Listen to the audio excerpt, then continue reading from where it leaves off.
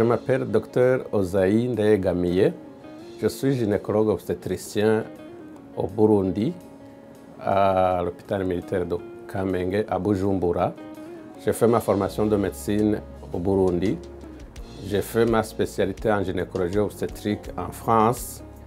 J'ai pris connaissance de la Fondation Merck et du programme fertilité par la Fondation Merck à travers le bureau de la première dame de notre pays et le ministère de la Santé publique et de la lutte contre le sida dans notre pays. Les défis de la fertilité dans notre pays au Burundi, ils sont énormes parce qu'il n'y a aucune base déjà faite jusqu'à présent. Dans notre pays, il n'y a pas de programme déjà existant de fertilité. Dans notre pays, il n'y a pas de médecins qui sont formés en fertilité. Dans notre pays, il n'y a pas de techniciens de laboratoire qui sont formés en fertilité. Dans notre pays, il n'y a pas d'équipement en fertilité. Dans notre pays, il n'y a pas d'infrastructure en fertilité. Dans notre pays, il n'y a donc pas de programme de fertilité qui est déjà existant. Il n'y a pas de centre de fertilité déjà existant. C'est-à-dire que même au sein de la population, jusqu'à présent, même au sein des gestionnaires de la question de santé, le problème de fertilité n'était pas encore un problème de santé publique, un problème qui est pris en charge au niveau global. Il s'agissait d'un problème individuel et d'un problème de couple, mais sinon, jusqu'à présent, il n'y avait aucun programme, il n'y avait rien de fait pour la prise en charge de la fertilité. Nous constituons la première équipe, nous constituons le tout début d'un programme de fertilité dans notre pays grâce au programme fertilité de la Fondation Merck à travers le bureau de la première dame de notre pays et à travers le ministère de la Santé publique. Dans notre pays, l'infertilité est conçue d'abord comme un problème de femmes par rapport à la culture, par rapport au niveau intellectuel de la population globale. L'infertilité est un problème de femmes. Et donc, ça signifie qu'il n'y a que très souvent les femmes qui sont victimes de ce problème d'infertilité. Elles sont beaucoup stigmatisées. Elles sont d'abord battues en famille, dans le couple. Elles sont mal vues par l'entourage de leur mari, la famille, la belle famille. Elles sont ensuite chassées de la belle famille pour rentrer chez elles. Et chez elles aussi, elles ne sont pas bien accueillies. Elles ne trouvent pas facilement de deuxième mari ou de troisième mari parce que ça devient comme un handicap qui est collé sur eux, un handicap pour le fait qu'elles ne font pas d'enfants. Et donc, partant, il n'y a que très peu de masculins, il y a très peu d'hommes qui savent que l'infertilité peut être à la fois féminine, peut être à la fois masculine et qui se donnent sur prescription de médecins gynécologues qui acceptent de faire les bilans ensemble avec leurs femmes, d'abord qui acceptent de venir en consultation avec leurs femmes et qui acceptent de faire les examens ensemble avec leurs femmes.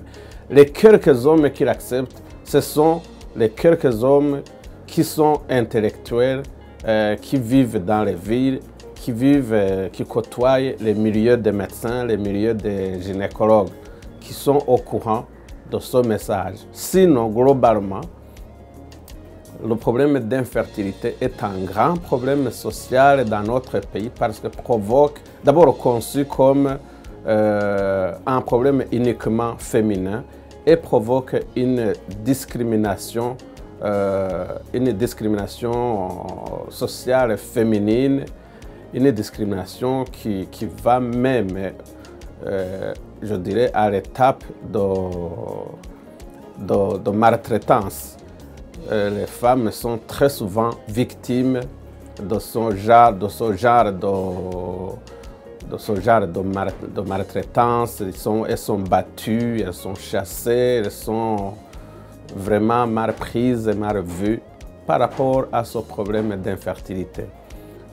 Quand j'ai appris que je faisais partie de la première équipe qui devait venir en formation sur la fertilité, j'étais très content. Très content parce que dans la formation de base de gynécologue obstétricien, on n'avait pas cette formation, ce programme de fertilité ne fait pas partie.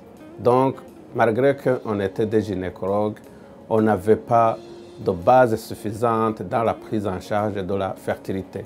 Dans cette formation pratique, nous avons pu passer dans pratiquement tous les services qui constituent la chaîne de prise en charge de l'infertilité. C'est-à-dire, nous avons passé en consultation parce que c'est là où il y a le premier contact entre le couple infertile et le médecin. C'est là où vous apprenez l'histoire de ce couple. C'est là où vous apprenez, vous commencez déjà à comprendre quelques facteurs qui pourraient être en rapport avec cette infertilité. Ça vous oriente déjà de la manière dont vous allez prendre en charge, de la manière dont vous allez vous occuper de ce couple. Nous sommes ensuite passés dans les différents services qui s'occupent des examens complémentaires, des bilans pour essayer de comprendre et de trouver l'étiologie ou les causes de cette infertilité. Ce sont les salles où on fait les échographies, ce sont les salles d'opération parce qu'il existe certaines opérations qui ont un but diagnostique, mais en même temps, quand on trouve une pathologie, on la prend aussi en charge de façon chirurgicale. Ce sont les salles d'opération endoscopiques où on fait l'hystéroscopie et la laparoscopie. C'est aussi, et très important, les laboratoires, parce qu'il existe des laboratoires d'andrologie où on s'occupe beaucoup plus de l'examen du sperme de l'homme et le laboratoire d'embryologie où on s'occupe à la fois de la gestion des ovules et à la fois de la gestion des embryons dans la fécondation in vitro. Je pense que je ne pourrais pas trouver une expression pour exprimer mes remerciements que j'ai à l'endroit de la Fondation Merck pour plusieurs choses, pour à la fois avoir pensé à notre pays, pour à la fois avoir pensé à nous-mêmes et pour à la fois avoir supporté toute cette formation qui sera d'un très grand intérêt pour nous, qui sera d'un grand intérêt pour les malades, les patients, les Burundais, et qui sera d'un grand intérêt aussi pour notre pays. Burundi.